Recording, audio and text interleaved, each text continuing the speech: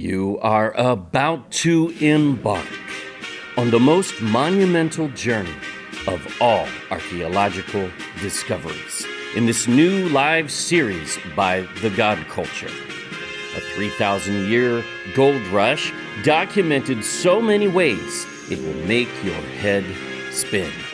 The mother lode that would cause the likes of Indiana Jones to salivate. The true land of gold in all of history, which leads to the location of the Garden of Eden and the land of creation. Identifying the rivers from Eden en route. Why is this important? You will never understand geography, history, nor especially Bible prophecy without this restored knowledge of what many will consider the most illustrious realm on earth. Today, we call this the Philippines. Though founded in the Bible, which is the origin of this saga of renown, examine the history, archaeology, geography, science, linguistics, etc., which all converge to reveal what the world knew and somehow misplaced about a century ago. This is a mystery no longer, and now you will know the whereabouts of the lost Isles of Gold. Mabuhay, Philippines! We are in Davao City, Philippines, recording live in the studio. Our intention is to bring back Solomon's Gold series in a new live series with new information, shorter segments, and this should be a lot of fun. So get ready, buckle up for the journey of a lifetime. Amen? Amen. So we're going to start today with a quick disclaimer because I don't want anybody confused, okay? Warning, this revelation, this truth, when it's restored, exposure may cause brains to explode. Yeah. Now, this is all based on, just so everyone knows, our research published in a 384-page book called The Search for King Solomon's Treasure. We now have it available in the Tagalog language full as well, and these are free in ebook. You just go to ophirinstitute.com, you can download the book and read it, fine. In fact, you can literally download the book, search it, and all of those things. Now, while you're reading it, we created a 300-page source book where we document our sources. It's all right there. So you can flip page by page, and you can see what the page says in the book. Here's the source. And you can compare it all along. These are the sources that we used. These are credible, valid, academic sources. And then we published a book of maps called Garden of Eden Revealed, which we're also going to discuss in the series. And we found over 75 maps that actually identify the Philippines as the ancient land of gold, Ophir, or Christ in Greek, and as the very Garden of Eden, paradise. Wow. Now, these books are available again, all worldwide, Shopee, Amazon, but just go to our website, ophirinstitute.com, and you can avail of the books. But again, the first two books are free in ebook. So this content is free to the public, which has always been our intent. If you have not watched our Deeper Intent series, about 8 years ago, we started documenting on YouTube this research to the land of gold. Now, why are we looking for the land of gold? What difference does it make if we find gold? Because when you find the land of gold, you find the Garden of Eden, which is the Holy of Holies of Yahuwah God on all of earth. Now, that's huge. Bigger, it actually restores prophecy, and we can read prophecy for the first time and understand it because we know what place Isaiah and Ezekiel, and even out of the mouth of Jesus, Yahushua himself, he prophesied about this land rising in the last days. So does this matter? Absolutely. Without this, just as we said in the introduction, without this revelation, it's very hard to interpret prophecy accurately. So we have these series, Solomon's Gold series, which went viral. We released it 8 years ago. To be honest with you, that was my wife's idea. I thought I was just going to write a book, and we'd release the book and go from there. And we did it kind of backwards to what I was thinking. She said, no, Filipinos love YouTube. Put it on YouTube. I'm like, okay, I've never put anything on YouTube before, but let's give it a try. And the first video went viral. The second went viral. The third went viral. It just kind of went crazy for the series until we hit the road and we started traveling around the country, holding conferences, which kept growing and growing all the way until we got to Davao. And we actually had a conference with 5,500 people. And then COVID happened. So I'm not saying that's because of us. But what we do know for sure is the momentum was really growing very strongly. And frankly, since COVID, it has picked up again. And we're seeing, such an impression all over the country. We're being invited and we're happy to come and speak. But see, here's the thing. You'll hear from a PhD or someone who read a blog or, whatever, a book or an excerpt from a PhD. And they'll say, but that PhD, he doesn't know that this is Ophir. Why not? Honestly, because he hasn't been taught this. This isn't taught in schools. It's not in our textbooks. In fact, last night, I confirmed something very, very, very strange. It seems that the DepEd here in the Philippines has decided that history is not actually a category anymore. It's not a subject. It's not a topic to teach. Well, that's okay. That's okay, because we will. See, we will restore this around this nation. It's probably even better because we're going to teach this with a biblical foundation, which is where Ophir starts. That's where this whole narrative starts. It starts with the Bible. So for an academic to say, oh, well, I wish you would prove this without the Bible, actually do. If you look at our series, we actually have a video just on history and even our book on maps. I mean, those aren't Bible maps. Those are credible maps in history by ancient cartographers and the like. And these are credible sources that nobody can argue with, which is why we've said in every video, if you disagree, great. You go out and prove us wrong. Yeah. Come on, prove us wrong. It's been 8 years. And in 8 years, not a single scholar, rabbi, theologian, not a single academic can even begin to dismantle this case. And the reason is, this is truth. It's proven fact. And as you get this in here, it will change your life, especially a Filipino, but really all of us, all around the world.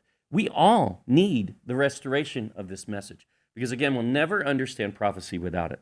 So the first thing we hear, and we hear this often, so I want to address this, and in this first segment, these are going to be short. They're not going to be real long videos like we usually do, because we're proving things. That's why they're long videos. There's a lot of data, and there's so much that proves this in the Philippines. But one of the biggest things that we get hit with, especially from academia, is, well, you can't even prove that Ophir was a real place. You can't even prove that it even existed, right? Well, see, here's the thing with that. Yes, we can. And we can prove it with academic archaeology. Oops. Yeah, that, that an academic should know. Yeah, that. So here's the thing. They found a pottery shard in Israel.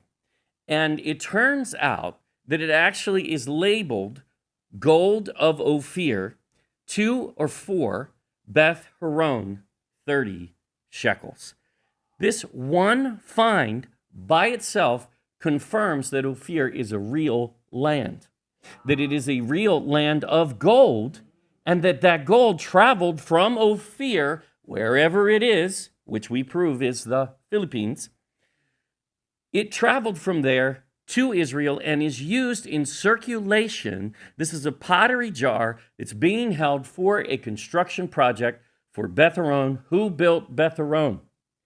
King Solomon. This all ties to his story. This all ties to his narrative, and it always has. And this is dated to the 8th century BC, very close to Solomon's era. Guys, this is amazing. And yet we have people that will look at this, especially some academics. Many of them just want to say, nuh-uh, right? Well, that's not a position, right? I mean, you can try it, but it's not a position. However, they then will say, well, you can't even prove that King Solomon even existed, right? Actually, we can prove that too, and we can prove it with academic archaeology, right? This isn't, made up. This isn't somebody digging in the backyard and it's a fictional account. This is actual archaeology. This first one, the Misha Stele, in the bottom left of the screen, dates to 840 BC, again, about the time of Solomon. And this is the enemy of Israel, and they're recording Israel and King David and his lineage on a rock. Wow. That's called archaeology. That's called fact. And Israel really existed. King David, King Solomon really existed as fact. It's been there all along. Then you have another 8th century BC, the Tel Dan Stele. Same thing, recorded by the enemies. The first one, by the way, is sitting in the Louvre Museum in France, one of the most, renowned museums on all of Earth. This one is sitting in Bible Land Museum in Israel. And it also confirms that King David lived, that Israel was real land. So then we have, in the background, the photo there, you can see Solomon's defense wall. And it's significant. It is massive. Now, obviously, it's degraded over thousands of years, but it dates back to the time of Solomon, about 1000 BC. You could say David, that's fine too, same thing.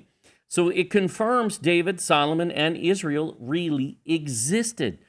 But the question is, why has that ever become a question in academia or archaeology? Because we have the historic record.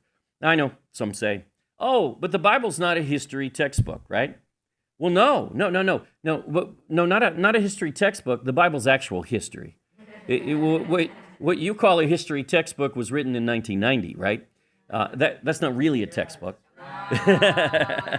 That's not really history. It is selective history, and it usually is written by the conquerors. And maybe the Philippines should take control of its own textbooks and stop following the conquerors. So here's the thing. King David is not just recorded. King David is recorded in the Bible 1,000 times, over thousands of years, even to the New Testament, and Matthew, Mark, Luke, John, Acts. How could anyone say King David didn't exist? There was a king in Persia who had one writing that they found on one stone, and it's just a fragment. They'd say, oh, see, there's proof that Persian king really existed. Well, hello, we have 1,000, right? Yeah. And these are historically documented throughout the ages. There really is no question. Oh, and by the way, if a king wrote a book, yeah, that would definitely prove he was real.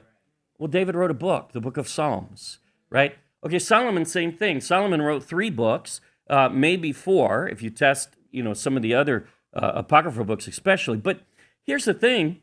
He's also recorded throughout the Old Testament and throughout the New Testament, even from the lips of Messiah himself. And remember, Messiah came through this lineage. So they had to exist. That's why they want to undermine it, see? Because they want us to also question that Jesus, Yahusha, existed. And all of this goes that way. But here's the thing. He who does not know how to look back at where he came from will never get to his destination. Now, that's Dr. Jose Rizal. Every academic should know that. But why doesn't DepEd know that? Because they're not teaching history anymore. Ouch. If you lose that, then you lose who you are. You lose your identity. And this is one of the biggest things in this series, especially as a Filipino. You will see that your identity will be restored. You will know who you were in ancient times. Pre-colonial history is well documented. It is in mass scale. It has always been there, and it is really not something anybody can question. If they do, great. Test it. Prove it. Go ahead. I dare you.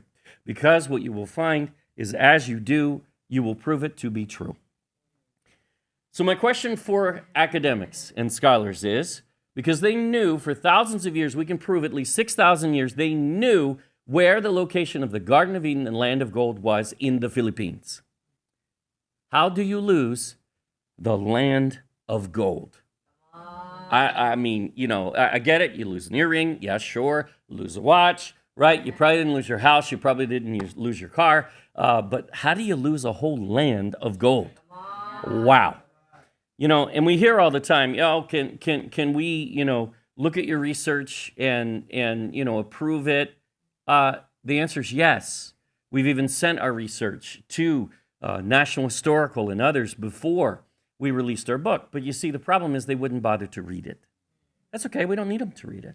We didn't send it to them because we thought they would. We sent it to them, so we gave them the opportunity. But now they have no voice, right? Because we've proven this and we're taking it to the people.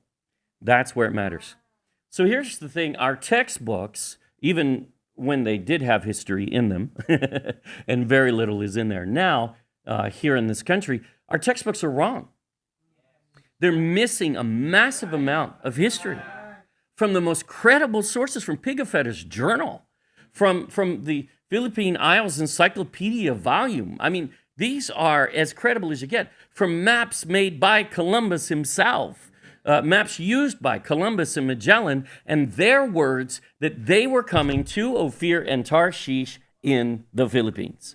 This is so well documented, and it was so well known up until about 300 years ago, and it was completely censored about a century ago. No more. Amen? Check out this clip from a news report on GMA from Congress. Ano nga kaya kung totoo ang teoryang pinag-usapan sa linggong ito na ang Pilipinas daw ang posibleng lugar sa Biblia na kung tawagin Ophir o lupain ng ginto? Totoo man ito o hindi, noon pa man sa ating kapuluan, may mga nakasisilaw ng yaman ng kasaysayan. Kung hindi si Magellan na nakadiskubre ng Pilipinas, o tawagin na natin muna ang 7,000 magagandang isla, our history books are wrong. Agaw atensyon ang privilege speech na ito ni Congressman Dan Fernandez ng Santa Rosa nito lang July 31. Binuksan niya ang diskusyon tungkol sa matagal nang pinagdedebatihan online na ang tinutukoy di umano na Land of Ophir sa Biblia na isang lugar na pinaniniwala ang sagana sa ginto. Posible raw na Pilipinas? Yes.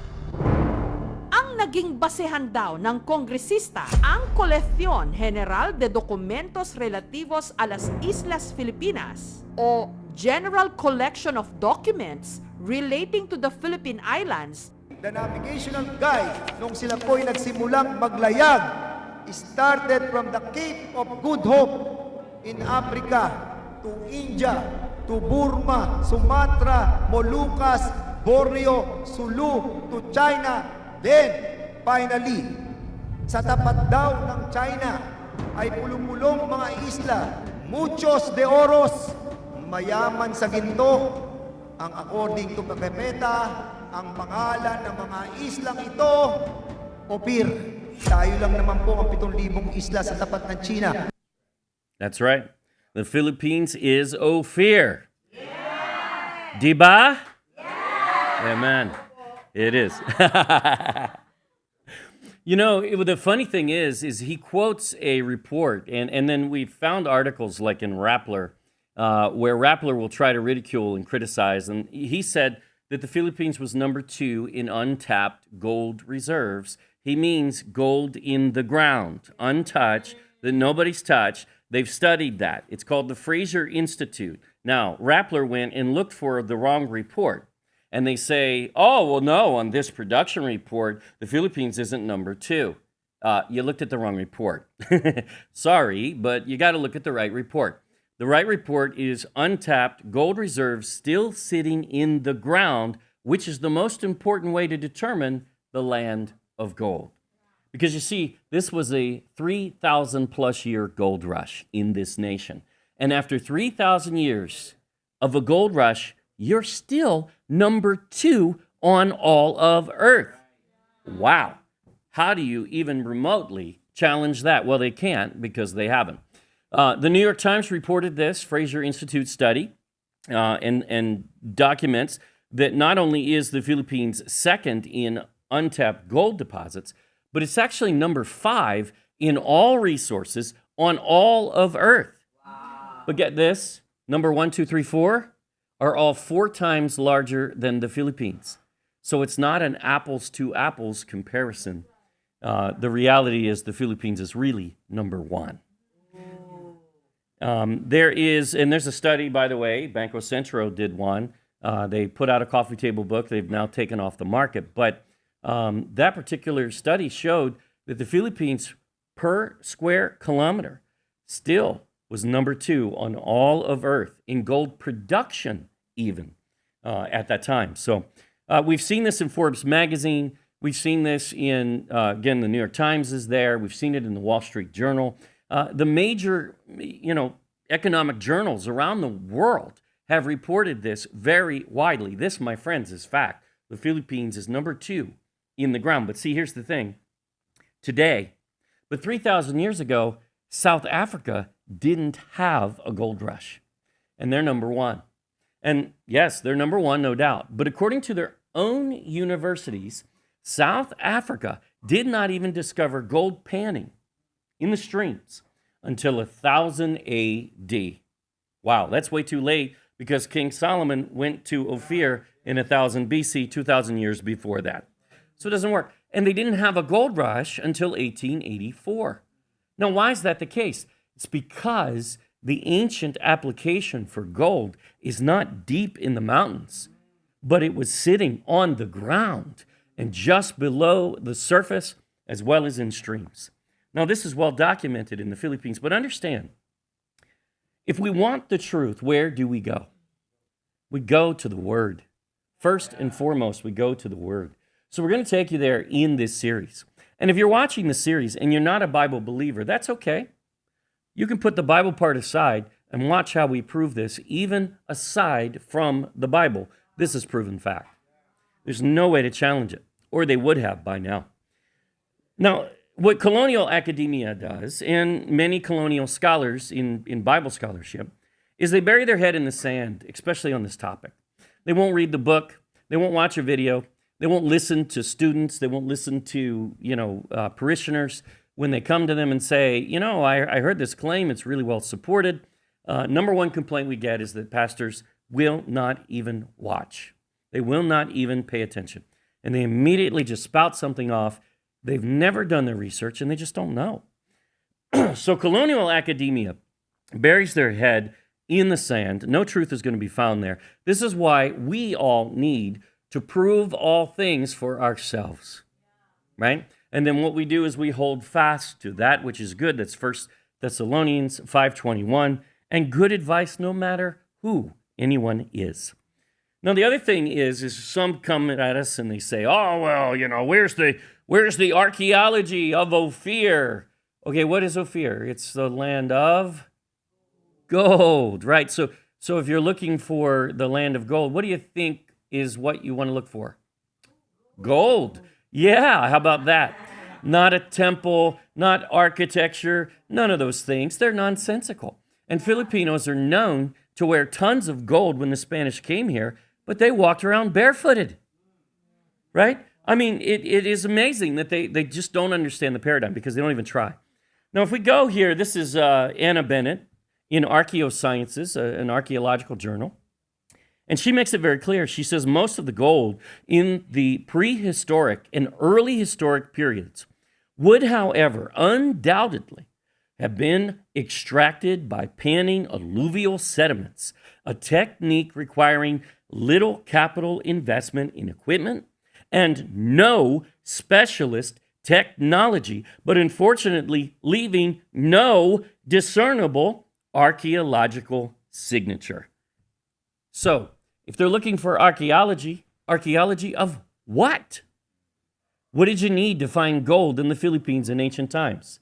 A basket to carry it. That's it. You didn't even need a pickaxe. You didn't need anything. You picked it up off the ground. Now, does that sound like it's fiction? It may to many. But I'm going to show you actual historical references in a minute. But check this out. Here's a couple of other very smart men who make some great admissions historically. Why in the world am I not finding what I want? It may be that I'm not looking for the things where they are to be found. Rather, I'm looking for them in the places where I demand that they be found. This is exactly what we hear from many people when they're demanding archaeology of what? I had an interview in the U.S. This was the funniest thing. And I think the guy just misspoke, so I won't pick on him. I won't mention his name. But he said, we're talking about the Garden of Eden, and at the end he says, wow, that's awesome. I mean, all these maps and all this data, this is incredible. But, it's a shame that you haven't found any archaeology of the Garden of Eden. Huh? What are you looking for? Fruit? What are you looking for? What archaeology is in the Garden of Eden? And by the way, aren't there two angels that guard it, right? So nobody's getting in. Right, so we can't even go in there to test that. It sets a false and this is what they do in academia all the time, and it's what many have learned in Bible scholarship too, because much of Bible scholarship is really academia Bible scholarship, right? So same thing, and this guy nails it. This other person here, Lamine Prohart, they say, you discover nothing, you only learn of what you have been ignorant of so far. Well, if we've been ignorant of it, it means we've been ignoring the facts, right? And this is really the point with this whole narrative. They're looking for gold in so many different ways, but what they're not doing is they're not looking for gold where gold is supposed to be, in the ground. So, we've heard so many things. One of the things you'll see, if you go and you look up the Bible concordances and encyclopedias, many will tell you, Ophir, that's in Saudi Arabia. Okay, why is it in Saudi Arabia? Because there's a place there called Ophir. Okay, I can almost buy that. That sounds close. But why is it Why'd they add the on the end, right? In the Arabic language, when you add the it now means to Ophir, towards Ophir, or let's call it what it is, not Ophir. Okay? So to use that and call yourself a Bible scholar when you haven't even bothered to look at the change in the word means it's no longer Ophir. And then say, that's where Ophir had to be, when Ophir never lived in Saudi Arabia. We're going to show you that too. In the next part of the series, we're going to go through it and we're going to map it. We're going to show you what Josephus even said, which every scholar should at least know that. Another scholar goes to Peru, right? And in Peru, he says Peru is Ophir. Okay. Why? Because Peru has a P and an R. Wow. Huh? That's called scholarship, right? And there are people that treat that as credible, yet our 384-page book, supported by a 300-page source book, supported by another 168-page book of maps, that's not proof? Are you kidding? Yeah, right. Let's just be honest. How about that? There's a claim in India that we'll talk about some, that they claim to be the ancient Ophir, yet India has its own history of the land of gold. They call it Suvarnu Dwipa, right? Which means golden island. Dwipa is island, like Diba, right? I'm going to show you maps when we get to Sheba, where you actually see that on a map in the Philippines, labeled very clearly in the 1100s. The world knew this. It was not a mystery. And the Indians told the Greek sailor who wrote the Periplus of the Erythraean Sea when he came to India. They gave him directions. And they said, no, Ophir, that's beyond mainland Asia. It's islands east, southeast of China. Oh, wait, that's in the South China Sea. What's that archipelago called? The Philippines. Nothing else is there. Africa makes a claim. Africa has a really big problem in making a claim. Number one, it has no ancient gold application. It just doesn't exist. Even South Africa, South Africa would not even fit the claim anyway. But the problem is Africa belongs to Ham. Ophir is from Shem. Shem can't live in Ham's territory. It fails. Just right there on the surface. But we'll cover that a little more. But here's the main thing. And I want to deal with this right off the bat. The Philippines had something very precious and very special. You see, the gold in the Philippines was sitting on the ground and just below the surface, according to documented history. In Pigafetta's journal, when he traveled here with Magellan, he recorded, "That which is most abundant is gold. They showed me certain valleys, making signs that there was more gold there than the hairs on the head." Whoa. Now it's a valley. It's not a mountain. It's a valley. Now, where was this found? A place called Chupit, which is just outside of Butuan on Mindanao, Philippines. Right here, folks. So we're not far from these things. And that's according to Pigafetta, not me. We didn't make that up, okay? The other thing Pigafetta says, in 1521, when he came with Magellan, he wrote, "In the island belonging to the king," this is the king of Butuan, he explains, "who came to the ship to give Magellan a gift, there are mines of gold, which they find in pieces as big as a walnut or an egg, a chicken's egg." Wow. Okay, but how did he find it? By seeking in the ground. Wow. Seeking in the ground. That doesn't require equipment. Those are the alluvial deposits that they have to be. They have to be in order for it to be the ancient land of gold. Because they had to get to the gold. Look, Egypt was the leader in the world in ancient times in Solomon's day in gold production.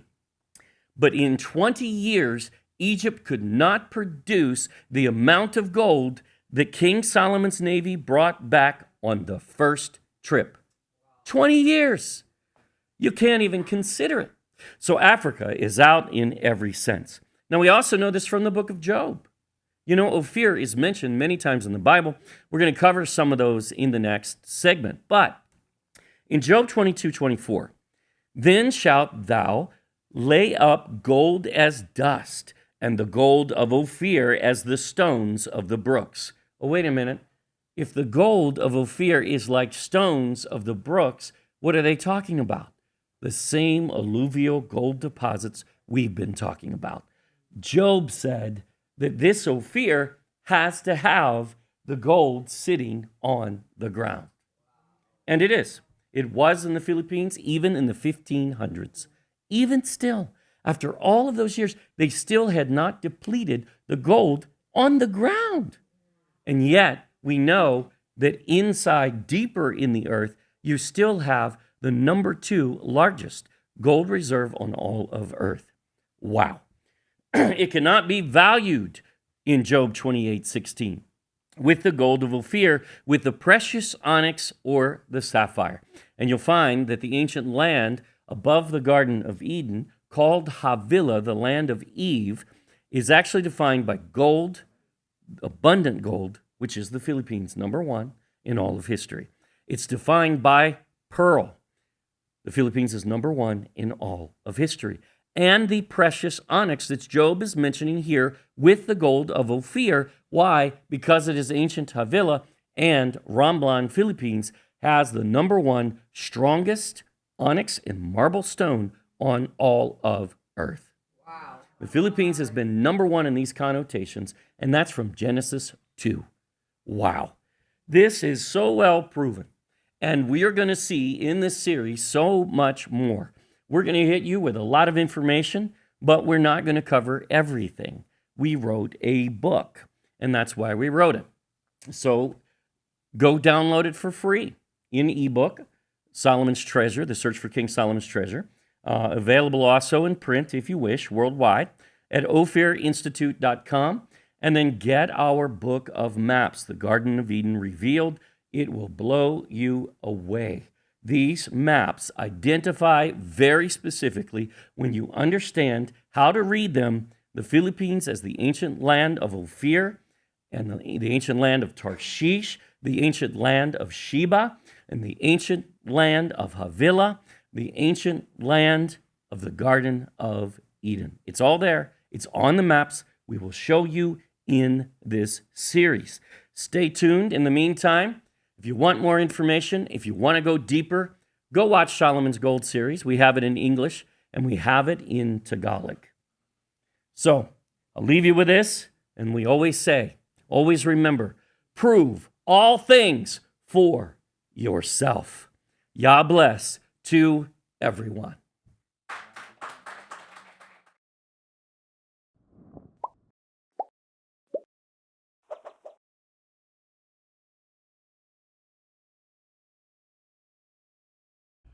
And now, it's your turn. Many have asked for a small group study that they can lead themselves in their homes and churches, announcing the Lost Isles of Gold Small Group Study Guide, a 13-week reference that allows you to lead a group of any size. Simply invite friends and family into your home, play this video series once a week, and you can avail of the study guide of each week's questions, free in ebook, or purchase one copy on Amazon or Shopee Philippines, and we release the copyright for you to even photocopy as long as it is made free to attendees. Or contact us for bulk copies in large quantities.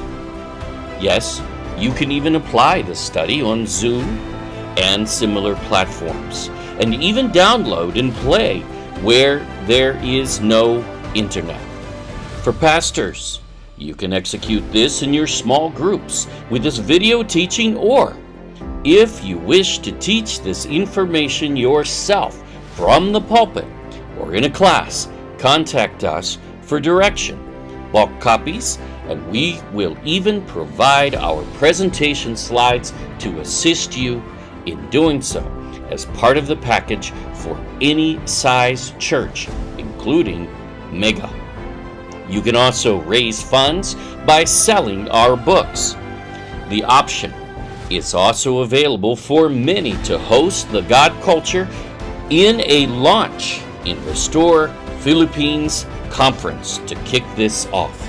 This will ignite your group and equip them to disciple using this monumental revelation. Just email us at thegodculture@gmail.com and go to ophirinstitute.com for instructions and all the links, including the free ebook.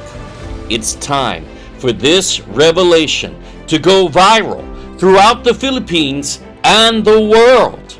This spark is about to explode. Be sure to tell us about your experience. Yah bless.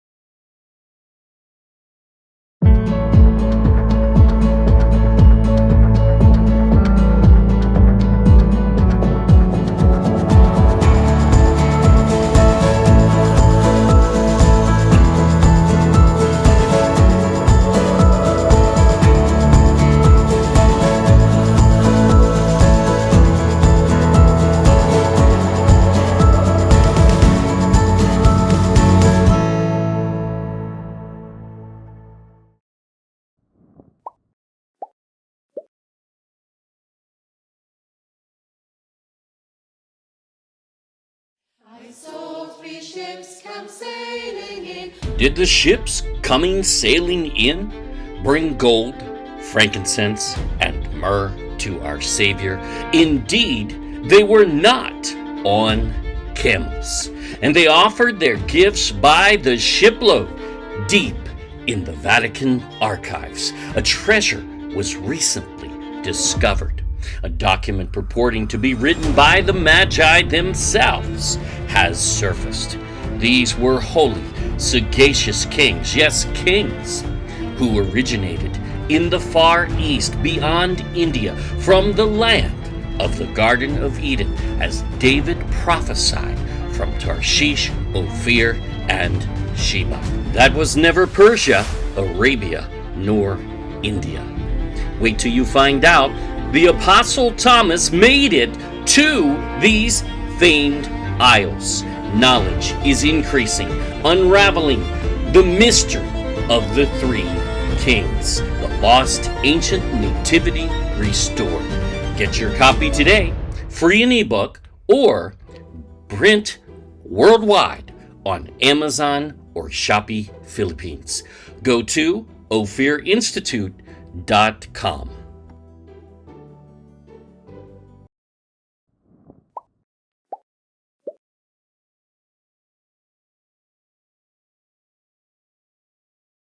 Find the Garden of Eden and Land of Gold on your coffee mug? Oh yeah. Introducing Map Mugs by The God Culture, a collection of 12 containers featuring some of the most important maps ever created. You know, we did not want to slap our logo on merch and sell it. So, we figured out a way to give our viewers what they've been asking for. Gear that can be used for teaching. When you have friends over, watch them discover the garden and compare their different maps. This should spur a discussion often in which you can share what you have learned. Available in regular 11-ounce white, or get our color morphing mug. Just pour hot water and watch the garden and aisles of gold appear! Dude! Collect all 12 and make this a ministry with coffee or tea. Just visit thegodculture.com and order yours today.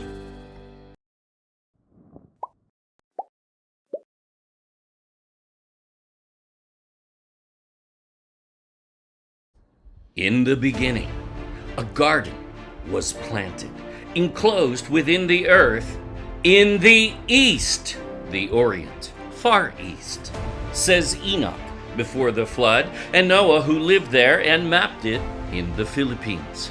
The Bible has always led there, and even Bible historians knew how to read the Hebrew, such as Josephus in 90 AD, Lactantius, an African, in 310, and in 550, Cosmos, the Greek monk and merchant traveler who went to the Indies, wrote in Alexandria, Egypt, Africa, Christian topography, and he mapped paradise as the Philippines.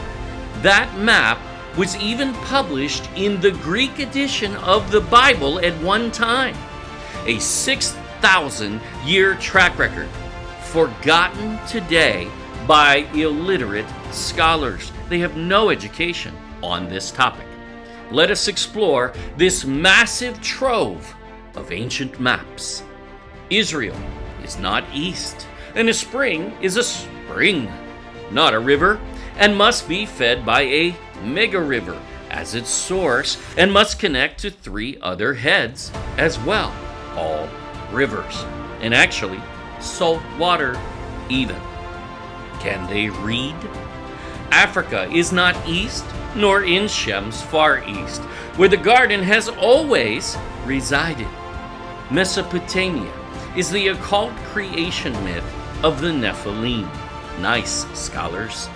Modern rivers from rain did not even exist before the flood, and the Bible never uses the word Tigris ever in the original Hebrew. Why do modern scholars have no clue when the evidence is so vast? The Garden of Eden revealed, resolving the 6,000-year testimony marking the Far East. Now available in print only, no ebook, on Amazon and Shopee Philippines. Over 75 high-resolution color historic maps with accurate interpretation no one can truly dispute. Get your book now, and a new series begins.